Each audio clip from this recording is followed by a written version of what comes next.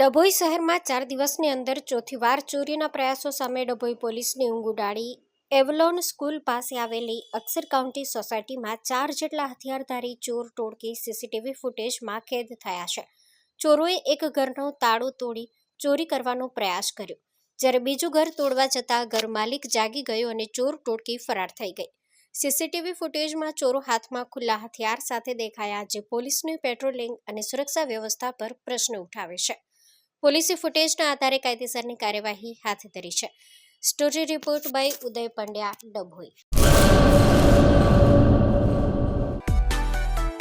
મા motor driving, safe and sure driving.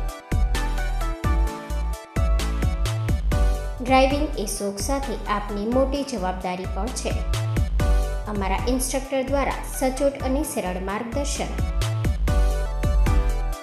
આપની રોજની તાલીમની માહિતી મેળવીને શું અધુરાશ છે એના ઉપર પૂરું ફોકસ કરાય છે.